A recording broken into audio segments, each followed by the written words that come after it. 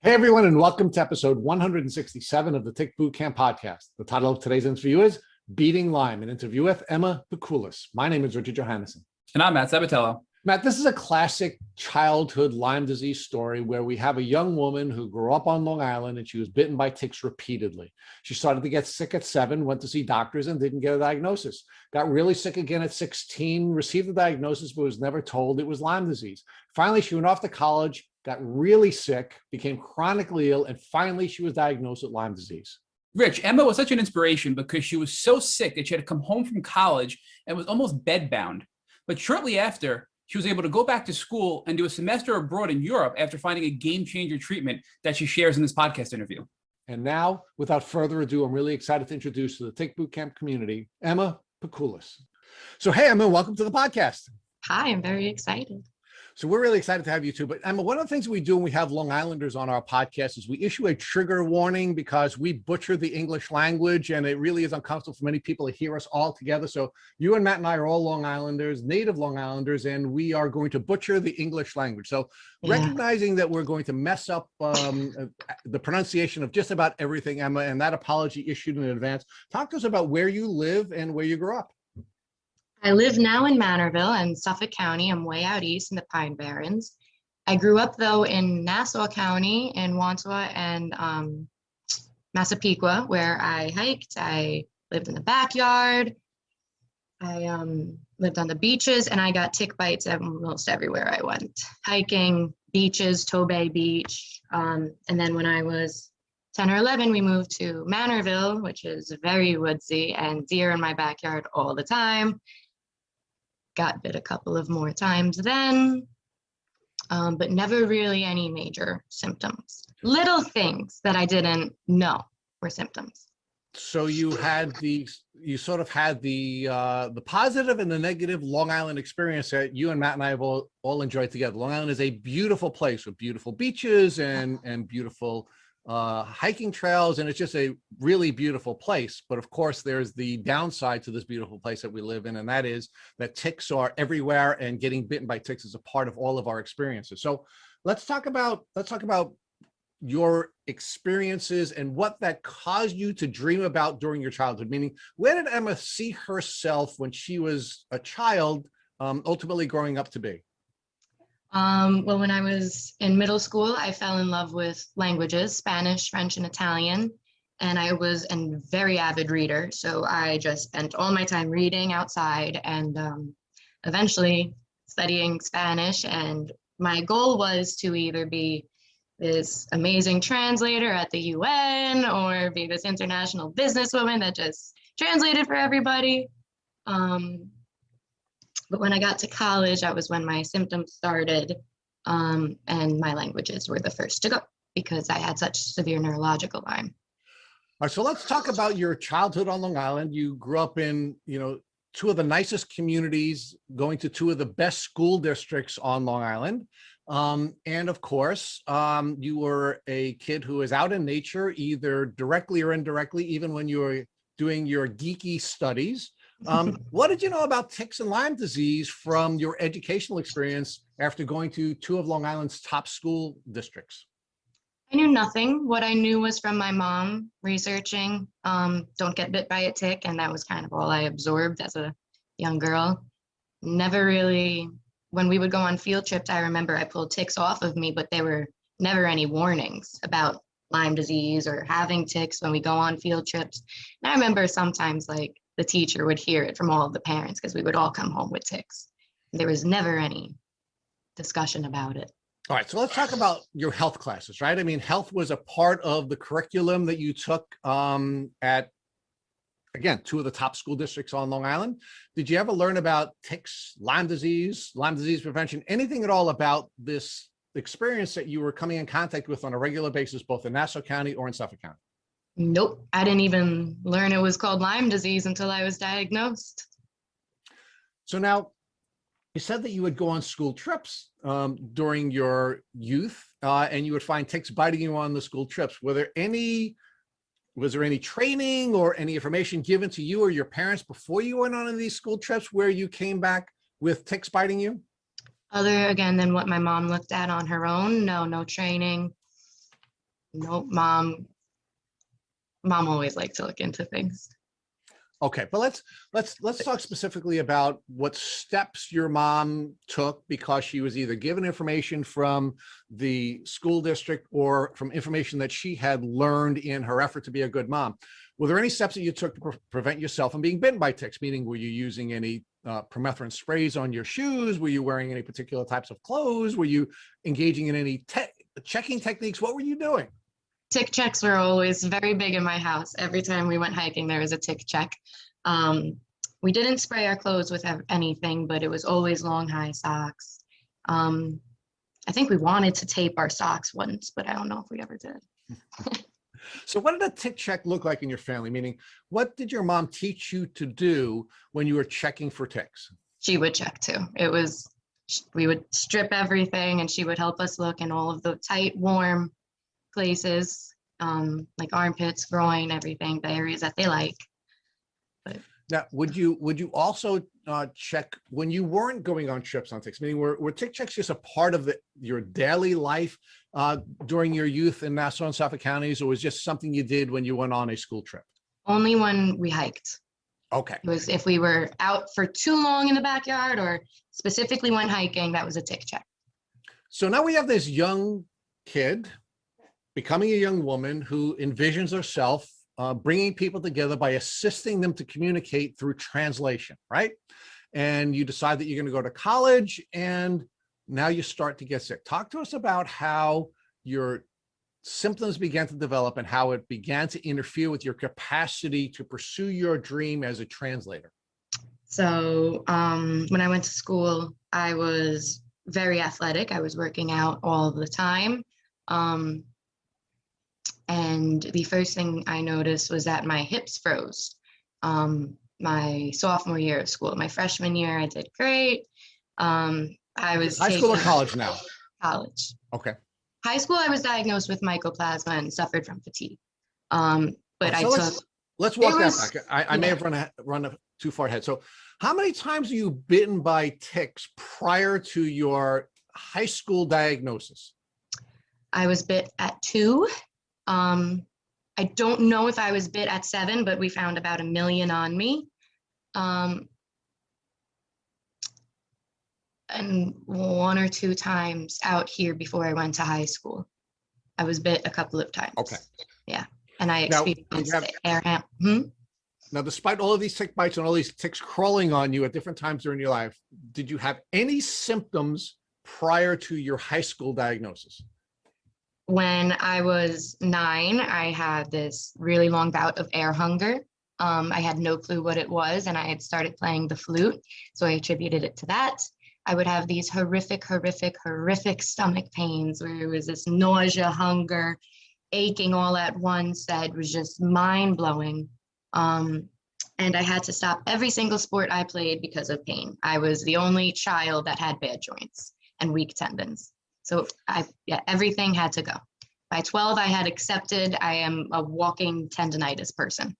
Okay, so did your parents take you to doctors, and did the doctors diagnose you with anything during that window of your pre-12-year-old life? They did. They took me to doctors, and I found allergies. I had severe dairy and gluten allergies and egg. So after I changed my diet, a lot of my symptoms improved. I had no fatigue. I had no stomach issues. And it wasn't until I was like 16 and extremely fatigued that my parents took me again. All right, so between 12 and 16, you were generally healthy. You had made changes to your diet. You had made some lifestyle changes, and you were relatively healthy until you were 16. What happened when you turned 16? I was just so exhausted all of the time. No matter what, I came home, I slept, I worked, I slept. I had no energy. It was just strange. So how did that energy loss present itself? And how is that different from when you were tired in the past? Meaning, we know that people with Lyme disease suffer from chronic fatigue, and that's very different than being tired. So can you contrast the two different types of tiredness that you felt when you were tired as a younger person versus when you started to suffer this severe fatigue? Yeah, it was like my brain wouldn't communicate with my muscles. They were so tired. It was like my muscles just didn't even they didn't have the strength to get up. They were telling me, no, I'm not moving my legs. You know, they were dead weights. It was too much energy to lift. Now, what impact was all of this fatigue and the symptoms that you were developing having on you socially? Meaning, how were your friends treating you, and how were people who were not necessarily in your friendship circle treating you, since you always seemed to be the sick kid? I think at that point they were used to it. I had a really supportive boyfriend who was always sleeping as well. So it was kind of like we both didn't know we weren't supposed to be sleeping this much either. So it was almost like a normalcy for me too, because my friends were like, oh, it's Emma, she's just sick. And my boyfriend was sleeping with me. So it was normal in high school. Okay. So now, without getting into too much detail about someone else's journey, did that boyfriend also have Lyme disease? I believe so. He never got tested. We went our own ways, but I believe so. Okay. So there was some sense of normalcy with your severe fatigue because you were in a relationship with someone else who also had severe fatigue. So the two of you were kind of like crashing all the time together. Yeah. Okay. So let's talk about what your initial diagnosis was when you were 16, and what did the doctors tell you the cause of this diagnosis was? The first time I was diagnosed, I was 16, and my doctor diagnosed me with mycoplasma, and he gave me, I want to say, 2 months of doxycycline. Okay. I was so confused the whole time. I felt so in the dark. He didn't say Lyme disease. He didn't say co-infection. He just said, you've got something that doctors don't know what it is, so I'm going to put you on an antibiotic for. And I would try to look it up on my own, and thankfully now there's so much more research on mycoplasma, but when I was trying to look it up, it was very weird. There was not anything on it, and I was kind of scared. So now, did your doctor tell you that this disease that you were now being diagnosed with was a result of a tick bite? No, I did not. No. And did the doctor tell you that you should, or tell your family that you should all be looking for other types of symptoms that may be developing because you now had this infection that could be a co-infection or could be one of many infections that you may have suffered as a result of a tick bite? It was definitely not a conversation. Okay, so now you move forward and you have your 2 months of doxy, and how does that work for you? Seemed to get me my push. I was okay. My fatigue was gone.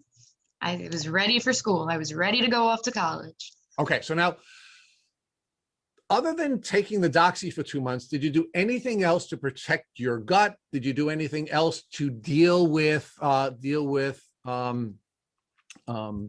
making sure that you were healthy from herxing? I mean, what information did you get other than, hey, take this 2 months of antibiotics? I didn't. Herxing was not in my vocabulary. It was take the 2 months of antibiotics, and I was thankfully health conscious on my own. I was always eating right. I was juicing a lot at that time and very into working out and taking care of myself. So, yeah. So the healthy habits that you developed when you were 12 were habits that you continued into the future, and between the doxy that the doctor had given you and the healthy habits that you had already developed, your body was managing both the detoxing of the bacteria, you were managing the doxy, and you were able to go forward with going off to college. Yeah, at the time, yes. So you go off to college, and your goal again is to major in foreign languages, and you're going to now bring people together by assisting them with your interpretive skills, right? Yes. How'd that work? I didn't. Yeah, my first year was great. I loved it. I was so excited to be studying and piling on as many classes and credits as I could. In between my first and second summers, I was working as a waitress, and I started getting this horrific knee pain. But I would work like 14-hour shifts, so I just was like, Emma, stop working so much. But it was really, really intense. And then I would lay off of it. It would be fine. And then sophomore year came, fall semester, and my hips just like froze up one day walking back from class. It was the normal gait was gone. The normal swing of everything was gone. It was like they were just locked and in pain. And I just started rubbing my right hip out all the time. And my friends just kind of like would look at me weird, like, all right, Emma's in pain. Like, oh, they didn't really know me. These are new friends. And thankfully, my mom would send me to masseuses, and they were like, your hip joint is completely locked. Like, you need to do something about this. We can't help you. And I started experiencing severe brain fog also at the time. So it's just my hips froze, and now my brain's kind of just like giving up. And every day my fatigue is back 10 times, 100 times harder. And it just felt like getting to class was this monumental feat. And back home, my brother has OCD, and he was in high school at the time, and his OCD was pretty serious. And I felt like I couldn't call my parents and be like, listen, something serious is also going on with me. Because after it was my hips, it was my shoulders. And then once it was my shoulders, my neck, my knees, it was my head, my back, everything hurt from head to toe. And it took about 4 months, because finally spring semester came and I didn't recognize myself in the mirror, and I called them and I was panicking and I was like, I don't know what this is. And I had a nightmare of me drowning in tall grass. So I said to my mom, maybe Lyme disease, you know? And thankfully she gets me an appointment with a doctor who diagnosed me with mycoplasma. And he diagnosed me with Lyme and Babesia, but he was as in the dark as I was. And I just remember him pulling out this big medical book in front of me and reading the definition of Babesia in front of me, and me being like, oh my God, this is frightening. And after that, it was just symptoms kept worsening. And I thought I was having reactions to medication, which no one knew what a Herxheimer was for me at that time. So I stopped my meds, and that was probably the first mistake. Well, maybe not. So let's revisit this window of time between the first time you see your doctor and he diagnoses you with a tick disease, but doesn't tell you it's a tick disease, and the second time you go back to the same doctor while you're in college, and what maybe we could have done differently. So one of the things that really sort of struck me when you were describing your experience as a freshman and then the summer between your freshman and sophomore years is that, of course, stress was something your doctor should have urged you to be aware of because you were suffering from a tick disease. And there is the possibility that stress could be an immune disrupting event, which could cause other tick diseases to take off in you. So were you having the typical freshman experience where you were taking a lot of classes and having a vibrant social life and doing some work and doing all kinds of things where you were burning the candle at both ends? I was burning the candle at both ends. I noticed immediately that when I would party, I experienced brain fog, and it just seemed like no one else did. So I cut that out fast. I was just not for me. I don't know why it takes me 5 days to experience a hangover. That's not a hangover. But I think my stress came. I was still seeing the boyfriend in high school, and we were long distance at that point, and he broke up with me in a very surprising manner, where I came home one day to surprise him, and he just looked at me and he's like, listen, we're done. And we were together for 3 years. So for me, that was also after I was during finals, and I had a roommate experience, as many people in college do. They have to switch roommates. I had a crazy stressful roommate situation. So I switch rooms. My boyfriend at home breaks up with me, and then it's finals, and now my knee's on fire. And I think I got a final tick bite at school because my mom went to visit me, and there was a bullseye on my neck. So, and that was the only bullseye I've ever gotten. So let's pause there for a second. So you believe that you were reinfected by suffering another tick bite between the time that you left for college and the time you now came home for the summer after your freshman year? Yes. Yeah. Now, did you find the tick biting you, or do you believe the tick was biting you because you saw the bullseye rash? I believed it because my mom found it on my neck, and I went to the school nurse. The the next day and they gave me some fungicide cream. There was no discussion of bullseye, Lyme, and I was in the Hudson Valley and it should have been the first thing. I got a fungicide cream. All right. And did that fungicide cream that they gave you have a steroid in it? I think it did. So it couldn't have been any worse. They No. didn't properly diagnose you, and then they gave you something that, of course, it would suppress your immune system. So let's go forward and now get to your second visit with your doctor at home. But actually, before we get there, you now have the summer off between your freshman and sophomore years after suffering a reinfecting tick bite, after having a unbelievably stressful life during your freshman year where you're not burning the candle at both ends, but on like 5 ends. And now you're working 14-hour days, right? How'd that help in your progressing Lyme disease symptoms? I kept waiting for my energy to come back.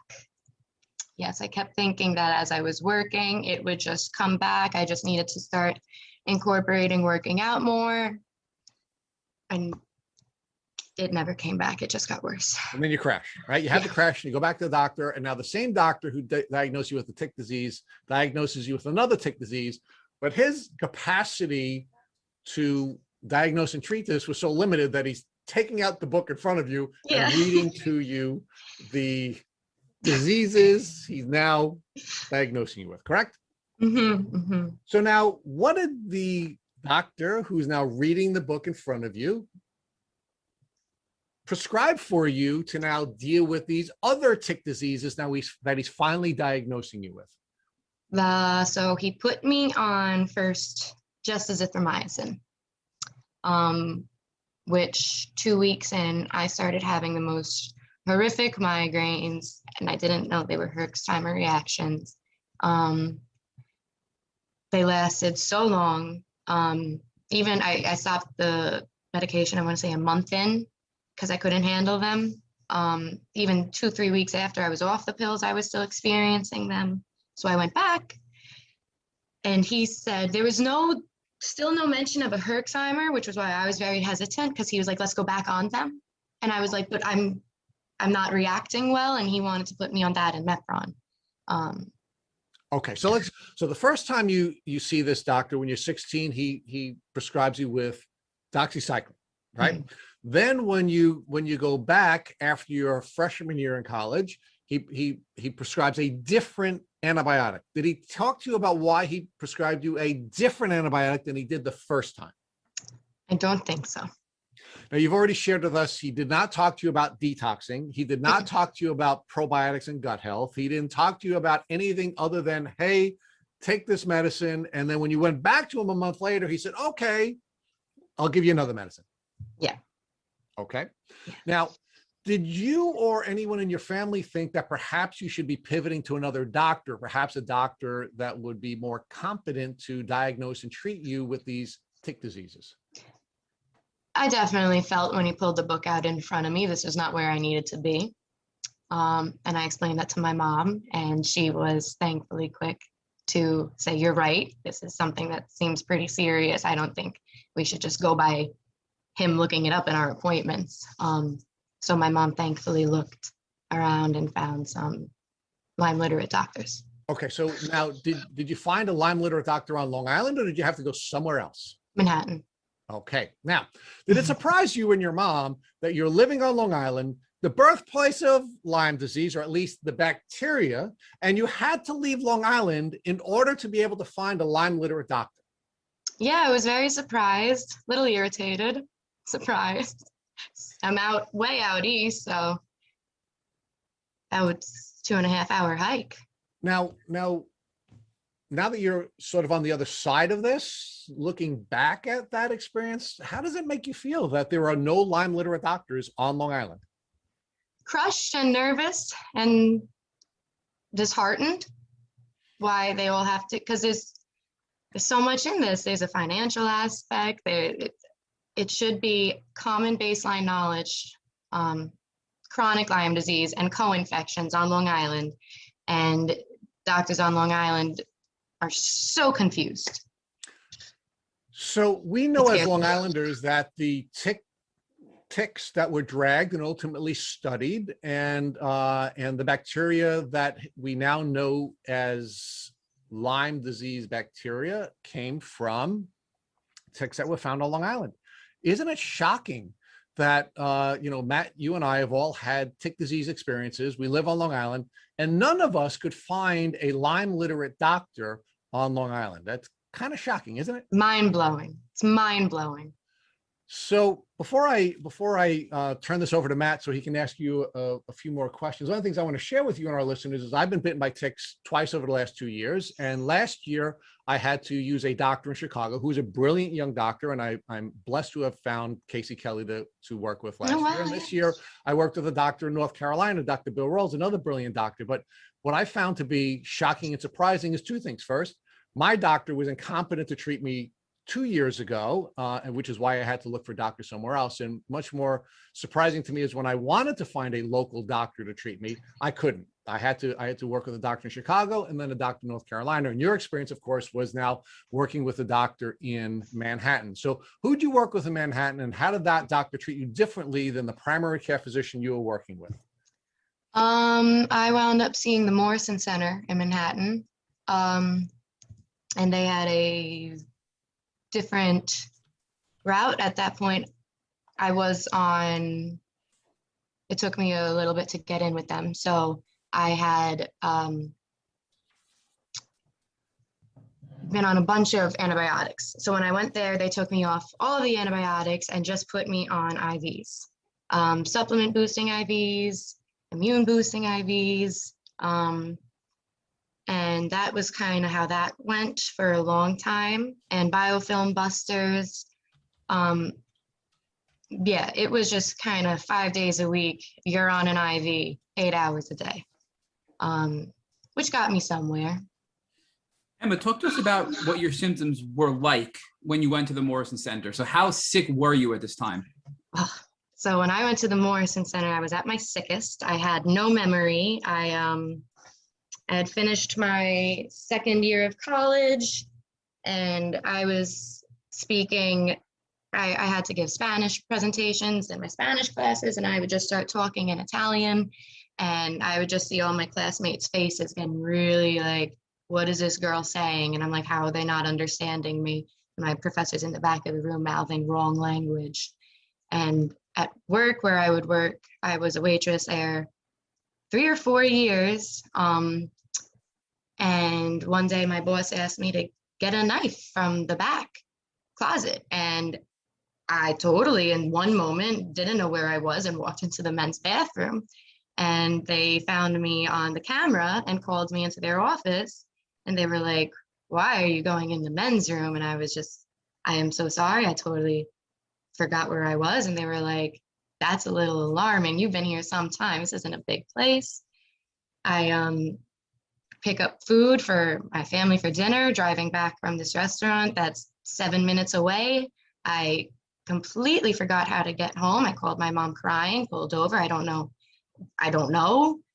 And panic attacks. I was, again, still working, and it wound up being Babesia, but the heat would bring out such panic attacks in me, and that I just remember being at work and my friends would bring me to the bathroom because my face, I would just be dripping red sweat, and they would throw ice cubes down my shirt, and it was like nothing.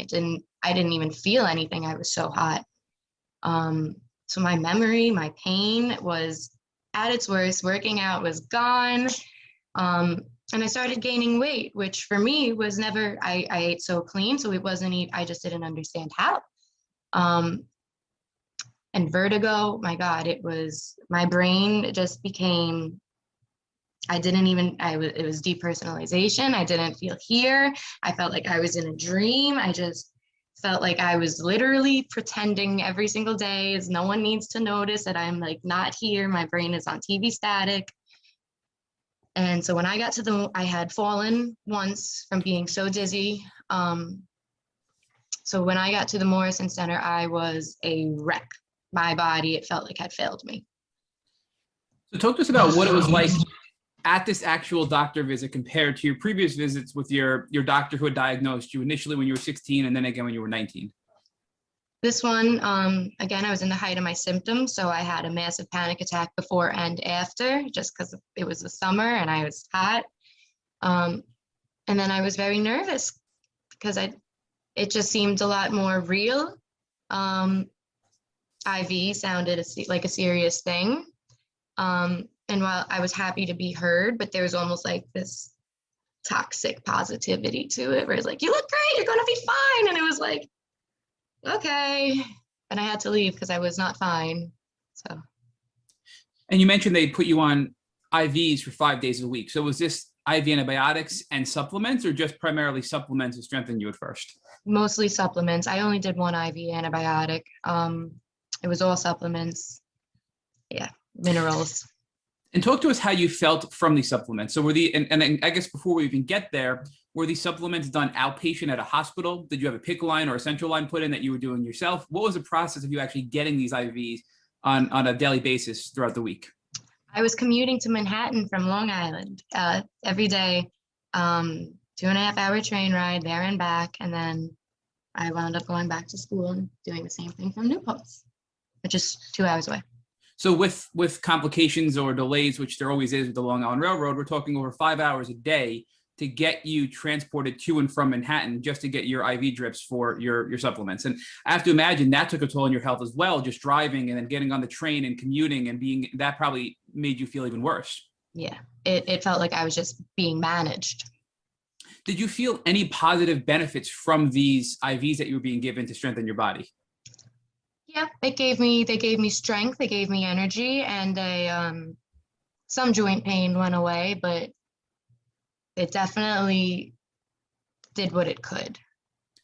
Yeah. Do you recall any specific types of supplements or vitamins you were getting? Was it a Myers cocktail? Was it glutathione? What specifically were you getting in those IVs that were helping you in that limited way? They were giving me vitamin C. I was doing IV ozone. I was doing IV NAD. I was working a long time to increase that one. And then mineral and immune boosting cocktails. Talk to us more about the IV ozone. We've heard a lot of varying things about that. Some people say it was their game changer to recover their health. Others say it actually made them feel worse. So for you, in your personal health, what impact do you think ozone had on your either improvement or decline in your health? So I did ozone a couple of times. I did several different types of ozone. I did IV ozone, and then I did ozone in the ears and actually rectal ozone. I did not notice anything from IV ozone, but again, I had a friend that loved it. I personally found nothing. But when I would do the ozone in my ears and rectum, I actually had better clarity and much less digestive issues. So talk to us more about the IV NAD. We've heard people tell us in the past they've taken NAD in varying ways, but can you tell us what is NAD and how it helped you in your health? So first you have to warn them about NAD, because it's not fair if you don't warn them. NAD is definitely like a heavy substance that enters your body. And if you enter it too fast, your heart speeds up and everything feels really heavy and scary. But if you tolerate it and you go slow, I found that it really helped my pain and gave me some energy. I had a good experience with NAD. And now, how long did you do these IV treatments for before you pivoted to your next therapy in your Lyme healing journey? So I did the IVs for about 2 months, and then I went back to school. Now, when I went back to school, I was a junior at this point, and I was living in an apartment off campus with my girlfriends. And the IVs gave me a really good boost. So I was kind of only doing one every 2 weeks when I went back. But I did not know that I was living right next to black mold. My bed, there was a vent over it, the vent next to me, and right behind the vent was a black mold infestation. And I had no clue actually until a year later.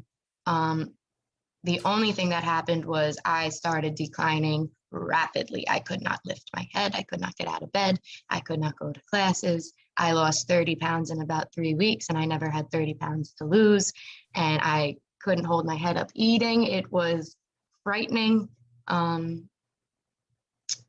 went back, and again, every day, IVs every single day, but this time I didn't find any benefits from them because we didn't know I was suffering from black mold either.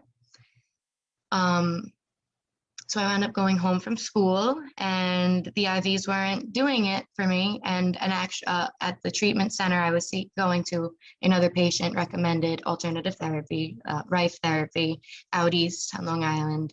And I went out east and I checked that out, and that was instrumental for me. Sam, a couple of questions to back up a little bit. So you were in between your freshman and sophomore year. You did the IVs, you went back to college, and you were doing them once every 2 weeks. Before you were exposed to the black mold back at college, give us an idea of how your symptoms improved. What were you doing that you couldn't do before as a result of all these IV treatments you described for us? I felt like I could have conversations with my friends.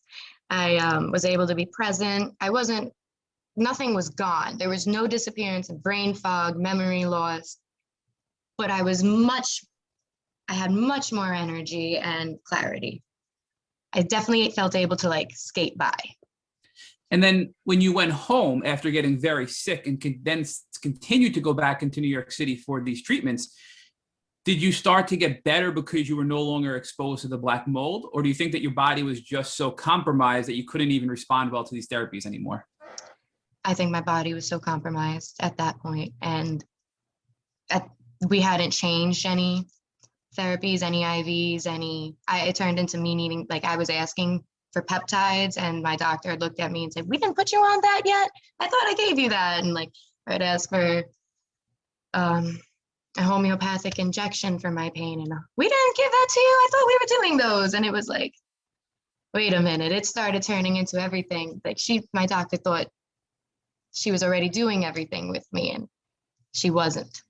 And that's another important tip. We've heard this from many of the people on the podcast, that if the medical experience with your doctor is not a personalized one, you're not going to have the maximum benefit you can get, because they either A, don't remember things about your treatment protocol, B, don't give you the time of day, and you're not really getting what you could out of that relationship. So it sounds like you started to recognize that. We're speaking to other people that were being treated there, and then found some alternative treatment like Rife and PEMF that you could do closer to home on the east coast of Long Island. So talk to us about that transition. Did you continue to stay in the city doing the supplements and add in the PEMF technology and the Rife technology, or did you just go straight to Rife and electromagnetic therapy? So at that point, they had also, the Morrison Center made a satellite office, thank God, out east, but they weren't advertising it. So it was only the locals that knew. So one day a week, I would get my IV out east, but 4 or 5 days a week, I would switch to out east completely and do the Rife and the PEMF and infrared sauna. And talk to us now. So you're really sick from the mold. You're still getting your IVs occasionally, and now you're doing the Rife and the infrared sauna with a different medical practice. It sounds like this was somebody that was recommended to you by a fellow patient, correct? Yes. Yeah. And did you research PEMF, and did you research Rife and all these other therapies, or did you just kind of go in blindly thinking, hey, I'll try anything at this point? I went in blindly. I trusted my parents. My parents did the research. At that point, I was take me anywhere. I can't even see. So what was that experience like? Did it help right away? Walk us through what that was like for you getting the Rife and also the infrared sauna. It was reassuring because I noticed Herxheimer's, and at that point I knew what a Herxheimer was, and I wasn't really getting them from the IVs. So that was reassuring, was that I know after I Rife the first time, it did something, and that would do something. And at that point I was like 100 pounds, not walking, and I went home from school, and I was this crazy lunatic that wanted to study in Spain for the next semester after going home from school. But I made it because of the Rife. It got me once a week. I would Rife for Lyme, and then I would also follow the protocol for my other co-infections, which that's something to talk about too, because I was withheld co-infection results for over a year, which just set me back so much. But so I'm sorry to stop you there, but can we talk about that now? So what do you mean you withheld results for your co-infection? So are you saying that your initial doctor that treated you when you were 16 and 19 tested you for co-infections but never shared the results with you? No, the Morrison Center, when I went and they did my whole lab write-up, they did not upload my positive Bartonella results for a whole year until I was switched doctors in that firm. So they didn't upload them to your online account, nor did they tell you that you had any of these co-infections. No, they told me, yep, you're still positive in Lyme, Mycoplasma and Babesia. Bartonella did not come up until I saw it on my own, and I printed it out and handed it to my new doctor, and he was like, would you look at that? And who is this new doctor? Is this the alternative doctor that you were treating using Rife? Yes, he was a physician's assistant at the same Morrison Center. Okay, so now you're home from college in your sophomore year. You're getting better through the use of Rife and infrared sauna, and you're still doing the IVs, correct? You're still going and getting the IVs from the Morrison Center out east in the new in the new facility. Yep. You get better, and you decide you're going to go overseas and do a semester abroad. It sounds like. Yes. Walk us through what that's like. So, how are you still going to do Rife when you're overseas, and what other treatments are you doing to keep your Lyme and co-infections at bay while you're studying overseas? So that was intense. My best friend thankfully made all the living situations, called everyone, listen, I'm living with my best friend, but she's seriously ill and needs me. And we had figured out a way to transport all of my electrical equipment. My Rife is not a light machine. There's 3 parts to it. And then there's 2 coils, and you need a transformer to convert the wattage. So that was tough, but I was determined, and all I could think was, if I'm going to feel like this, I've wanted to do this my entire life. I'm not going to let anything stop me. Probably better food too. And I Rifed over there, and I gained the weight I needed to gain. That was very big. My parents were very frightened. My mom visited me though in the middle of my trip, and she brought me more supplements. I was giving myself injections. So we had like 5 TSA notes for everything. They didn't even look, it was really funny. But I came with pills, potions, herbs, injections, syringes, and I made them last. So Emma, give us some detail here though. So these pills, potions, injections, etc., that your mom was bringing over for you, who are these prescribed by? Were these just found as a result of your mom researching? Were they prescribed by your new alternative doctor and the physician's assistant out east? Yeah. And what specifically were they that you were using? So I was seeing the physician's assistant out east, but also the, I guess, nutritionist that was in charge of Rifing. And she was giving me herbs, herbal supplements like Eutenia, Cryptolepsis. Before that, I can't remember their names, but I remember it was like AB1 that I took. And the herbs definitely had a strong reaction. I remember what 1 drop could do. I was taking peptide injections, and I took Alinea. Alinea was like my best friend when I was in Spain. Emma, what is Alinea? Alinea is an anti-parasitic medication. It's really good for Babesia, and it's, I think, also a biofilm buster. So of all these things that you were doing, and I think it's pretty neat that you found a facility close to home that had a physician's assistant, it had a nutritionist, and it used all this alternative medicine. It sounds like everything you were doing was really coming from this one center, and you were kind of phasing out the Morrison Center. Is that an accurate assessment of what was occurring during this time? Yeah, at that time, yeah. And then walk us through, if you have to look back, of all the herbs and all the supplements and all of the tinctures that you were using, is there anything in particular that you remember that stands out that was very helpful to that helped you feel better while overseas that you can share with our audience? Definitely the Rife machine. The Rife machine continued to get me improving. Did you ever try anything like the amp coil? I know it's very similar to Rife. Have you ever tried anything like that? And can you give us any feedback on that if so? No, but yeah, I used a coil from the Rife. I don't know if that's separate. I guess why try something else if you're having success, right? Yeah. So, okay, so now you're in Europe, and it sounds like you have a pretty good time there. You managed through, and walk us through what happens next. And are you getting better? Are you getting worse? Do you come back to the States? What happens now? I was getting better. My Rife broke in the middle of my trip. So at that point, I stopped getting better, started kind of getting sicker. But thankfully, it was the last month of my trip, and I just noticed how, I stopped. I was starting to decline again. My energy was going bad. Pain never went away, but it got a lot better. I was able to go on walks with my friends, but when I left, not so much. And I came back and dove right back into rifing. Now, when you came back, was this a full year abroad or a semester abroad? Was this around the holidays or was this around the summertime? I got back June. So I Okay. went January to June, yeah. So now you're back, you're not doing as well, and it's the summertime again. Do you go back to doing aggressive rife? Do you try something else? What do you do for that summer? You've come back and now you're not doing as great because the rife broke for the last month overseas. So I did aggressive rife because at that point I finally got my Bartonella results.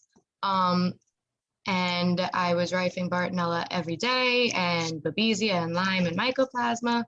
And I didn't realize AMP coil is pulse electromagnetic therapy, is it?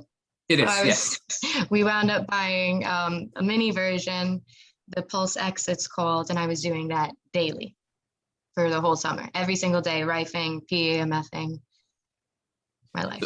It really sounds like the electromagnetic therapy helped you the most so far. So talk to us, like, can you explain for us exactly or in general words why that helps with Lyme and co-infections and all these other things? How does frequency therapy help treat Lyme disease? So it's under the, I guess, theory that everything expels a frequency, including our own pathogens inside of us. So if we can meet that pathogen at that frequency, it's fun to watch online, the videos of these pathogens combusting and dying in petri dishes once you match their frequency. So it will literally explode the pathogen. Yes. So now you're hardcore PEMFing when you get home. And now you're going back to now, I guess, your junior year in college, right? This is my senior. Your senior year, I'm sorry, right, your senior year. So now walk us through that. Are you feeling better? Are you able to get through your senior year of college? How did that year go for you? So at this point, I'm starting to get nervous because it kind of seemed like everyone for me was talking about like an end date in my healing. Because I'm a senior now, and like my parents are like, so you'll be good for masters next year, right? And I'm just like, what if I'm not? It's been 2 years already. So I am very aggressively going after my illness. And my doctor, I finally got the CDC approved Lyme disease. I showed up like 11 bands of Lyme, and I was put on IV antibiotics. And I had an intense reaction to the first one. I had an allergic reaction. I was so itchy. I was so red. They had to watch me. And by the second one, which I was surprised that we even continued, I had a cough that wouldn't go away. And this was a couple of months before COVID. This was like October, November of last year, 2 years ago, I guess. Wow. And I was put on oxygen for the cough. And thankfully, and my IV also went after respiratory infection, so it cleared that right up. But I woke up also unable to breathe, and my whole body was completely restricted, and I had a whole new slew of symptoms from the IV antibiotics. Do you think that that was from the IV antibiotics, or is it possible, do you think that that could have been COVID before we knew COVID was even around, if that was around the period of when it became, more publicly known in the world? I think that was COVID, and I'm grateful when I say that to my doctors, they validate that and hear that, because we're also aware that if you have an autoimmune illness, that COVID doesn't necessarily show up in your blood. So that's nice, because they were all very aware of that cough and how horrible that was and frightening. So you continued on with the IVs and you basically fought through it. And how long were you on the IV antibiotics for at this time? I only did 3 sessions of those. You had to space them out over 3 weeks a session. And now you're still in your senior year of college, right? Mm-hmm. So after those 3 sessions, you cleared up those symptoms, probably which were COVID-related symptoms. How are you feeling after this? Because we've heard from a lot of people that have had COVID that their Lyme symptoms worsened after COVID, but you were also aggressively treating. So I'm curious to know how you felt after this antibiotic treatment and, hospital visit when you were out and over COVID and done with the antibiotics. So cough disappeared completely. Fatigue worsened. I had this new shaking issue. Took me a year to get diagnosed with small fiber neuropathy, which I think might have come from COVID. I'm not sure. And this new breathing issue that I never, ever had. I couldn't go upstairs or downstairs without like wanting to use my hands and knees. Energy was gone. But at this time, I also started on disulfiram right after IV antibiotics. My doctor wanted to just go in. And I was seriously hurting from disulfiram. So it sounds like at this point, you probably were, well, you definitely were a chronic Lyme patient. You likely were a COVID long hauler, and yet you continue to fight, and now you're on disulfiram. So walk us through, we have so many people interested in disulfiram, and there's so many horror stories out there about adverse side effects, but there's also so many amazing recovery stories from disulfiram as well. So walk us through your experience with disulfiram, and was there herxing at first, and in the long term, how do you feel disulfiram helped you in your overall health? So I think I was on disulfiram for about 8 months total. I definitely spaced it out and pulsed and went on and off. First 2 months, I didn't really feel anything other than the worst fatigue in my Lyme journey. I would wake up crying, like I didn't sleep at all, and I would just cry because it was the only thing I could do throughout the day. I was so tired. It was like my body was just 2 months. And that was what my doctor kind of warned me I was going to feel. He said, listen, 2 months, it's just going to be fatigue. But after 2 months, I would take disulfiram, and within a half hour, it was like my muscles were lubricated, and it was the only medicine pill that did that for me. So I loved that. However, when I took it in tandem with doxycycline or Alinea, I had an issue with suicidal ideation. And at my last month, again, I don't know if it was because I took it with Alinea, but I just started throwing up after every time I took it. It was frightening. I had no idea when I would throw up. My friend told a story, and it was one of the most embarrassing moments of my life. I laughed and threw up on myself. And I called my mom and I was like, something's up. And I went off it. But what also was big, it did help the clarity, it helped the memory, but my pain that was improving all of a sudden just stopped improving. And my left scapula, I was, oh my God, like for 2 months, just the worst burning pain in the world. I would try everything at home I could. I would PEMF it, nothing. And finally, a physical therapist is like, your scapula just slipped off, which is not supposed to happen. And later on, I learned my rib slipped. It's something called the slipped rib, which is common with Bartonella. So it does. We've heard others say that from disulfiram, they've had these suicidal ideations as well, or these severe decline in their mental health. So what's interesting is it could be in your experience that disulfiram alone was okay, but the combination of disulfiram with doxycycline and potentially antiparasitic medications caused that reaction in you. So I think that's a good tip for people to be aware of when they're thinking about disulfiram. But it did have a positive impact after the 2 month mark. You were, suffered for the first 2 months, had a positive impact, and then 8 months later went off. So when you went off the disulfiram, would you say that your health was generally better than when you started? This was another doctor change. I thought it felt better when I started. I was happy with my weight. I was happy with my energy, my digestive system, but that pain wouldn't go away.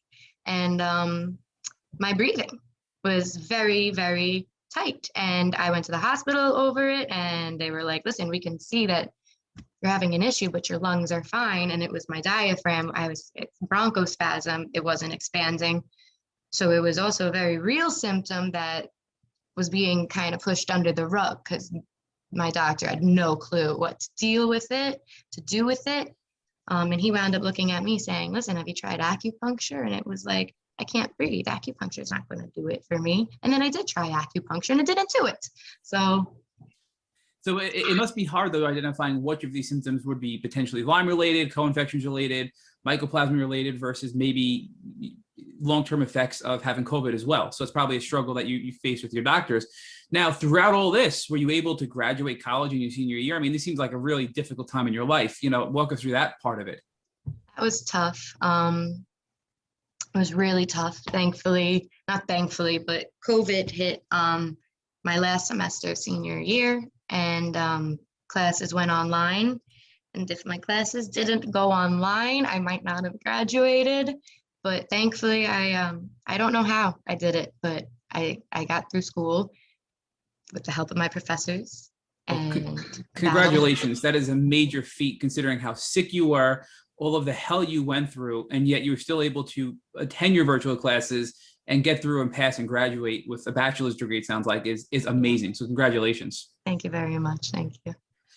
So now, what happens now? So you're having this bad pain. You've improved in some areas, worsened in some areas. You're now out of college. You're probably trying to figure out, like, okay, what am I going to do next? Am I going to go get a graduate degree? Am I going to go work? But I'm still really sick. What do I do? Walk us through your mindset and also what steps you take next. So I graduated. I'm happy. I am excited. I'm able to fully focus on my healing. But at first, there was definitely I should go right to grad school. There was a bunch of like simultaneous shoulds in my life. Like I should have a job by now. I should have had an internship by now, as if I was like just ignoring what I've went through. We are our own worst critics, as we know. And I was kind of dealing with my friends were getting jobs and careers, and I was still here dealing with pain and this breathing where I couldn't breathe, and I'm still feeling not heard. And I'm dealing with these new shaking symptoms. I've got new neuropathy pain in my feet, which was scary. And so I started losing my mind, and I just started, I need to see more people. I am not getting what I need. I went to a rheumatologist, a neurologist, pulmonologist. I was, I guess, hoping anything but Lyme at that point because it was so confusing. Is there anything else that this could be? And my doctor did not want to test me for small fiber neuropathy. Don't know why. It was really frustrating. When he finally did test me, I had to email him 2 or 3 times again. Did I ever get those results in? And finally, it takes him, he told me then, it took 3 weeks. You'll hear from me 3 weeks, 2 months for me to hear. I have to ask him several times. And he's like, yeah, you got it. Come in for a visit. And it's just like, no, I'm going to go to someone else. It took him 4 or 5 months of me complaining about these symptoms for this test. And I just remember, like, before I got the test, we were in the office, and I said, I don't know, maybe it's worth a small fiber neuropathy test. And he said, yeah, if it comes down to that. And my mom just looked at him and she's like, well, don't you think now it's coming down to that? We've been bringing it up. So. And this was relatively recently, right? Because you graduated, this is all within the last probably 6 months or so that this has kind of went down, right? Yeah, September. So yes. You went to a different doctor for this, and, walk us through the last 6 months now. What happened at the doctor after you got the positive test, what you did, and really how you're feeling today now as a result of all that. So I finally get the positive test. I bring it up to him, and he's like, it just doesn't seem like your issue to me, which is doctor code for I know nothing about this. And that was really frustrating because when I looked it up on my own, it was everything I experienced since I'm young. My stomach pains, my tendonitis especially, my back pain, my neck pain, that it was always there in the background. So it was really frustrating because it's like, wait a minute, these things I've been dealing with my whole life, I can get rid of, and you're telling me this isn't my problem? So I freaked, and I said to my mom, I need to see a million other doctors. And I was doing a lot of physical therapy at the time. And one of my physical therapists actually said to me, I don't know if you've ever heard of myofascial release before, but you seem like a really good candidate for it. And I looked into it, and it was really interesting to me, the premise that light pressure on a muscle can cause that muscle to open and release. And I tried everything from pain, injections, every type of massage, electric massage, deep oscillation massage, lymphatic massage, and something as simple as light pressure was saying that it could get rid of my pain. And I gave that a shot, and I had a Herxheimer reaction. And I didn't know. I was very irritated when I left, and it hit me. It must have been a Herxheimer reaction. But the masseuse said she wouldn't be able to see me for 3 weeks. And all I knew was that that was the one thing that opened up my diaphragm. And at that point, I was absolutely panicking because no one was addressing my breathing issues. I had seen a new doctor that I am with now, and I love him, Dr. Phillips, go chronic. But it was not being addressed. So I looked again into this myofascial place, and I wound up finding this 2-week retreat for serious patients that, again, couldn't move, that can't breathe. It feels like their entire body is locked up. They really advertise for a lot of fibromyalgia patients. So I went to another MFR therapist, and she's evaluating me. And I asked her at the end, do you think I'd be a good candidate for that place? And she said, oh my God, if you can pull it, I don't know who else. You're 22 and you can't move, you know? And I went, and it was amazing. It was life-changing, and it showed me how I also continue my Lyme disease, like my pain. But MFR for pain was the biggest, most instrumental tool I can talk about. So you paused for a minute and you talked about your current doctor, Dr. Phillips. Is that he's the author of Chronic? Mm-hmm. And Dana Parrish. Yeah, so we're actually going to be interviewing Dr. Phillips and Dana Parrish next Wednesday. So we'll let you know how that goes. I'll hold up the book. I don't want our listeners can say it, but I'm actually reading the book right now. So cool. Congratulations on finding Dr. Phillips. I know he's a brilliant doctor. Yeah. Let's talk about your transformation. How has this experience caused you to learn about you? What has it caused you to learn about you? And how has that caused you to now become the person who's reaching out in so many different ways to people in the Lyme disease community? It showed me how strong I am, and how I don't ever, appreciate that. And we don't appreciate that often. It's tough. It showed me that I don't need to not hate, but fight the life that I'm living. Because there was this duality that I was experiencing where I'm supposed to be 22 and healthy and fun and working. But then there's also the 22-year-old girl that lives on her bed and is taking every medicine in the book still, trying to hang out with her friends on the weekends. So I'm finally on the page of, I just have to take care of me and whatever that means for me. And I'm glad that that's showing up in my relationships, because it's also reciprocated now, where my friends are being more authentic with themselves and with me, where I'm able to tell them what I need and they're able to actually do the same. So I found that really cool. I found my strength pretty impressive, that no matter what, I still show up time and again. And emotionally, I think it's important to also release that along the way, because you can learn, you're carrying anger or sadness or fear from this too, which is normal. So talk to us about how you've been able to engage in outreach through social media, through doing podcasts like this one, and the other types of outreach you're doing, despite still being in the midst of your health battle. Just being as much a part of this community as I can, just this is actually my first time being pretty outspoken.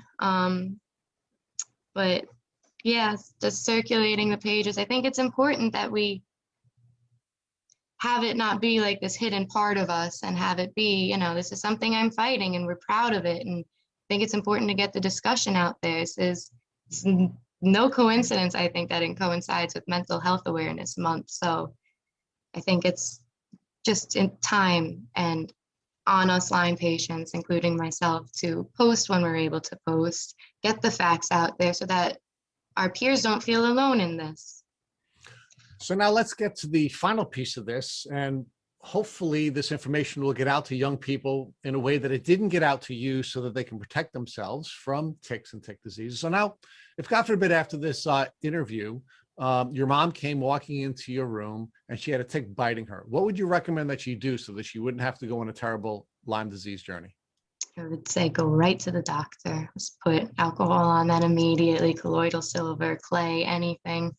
And let's go right to the doctor and just get you on 30 days, no matter what. Thank you for listening to the Tick Bootcamp interview with our guest, Emma Pikoulas. To our listeners, we have a call to action. First, if you'd like to learn more about Emma and her tick disease journey, please visit our Instagram at Emma_Pikoulas, Pikoulas.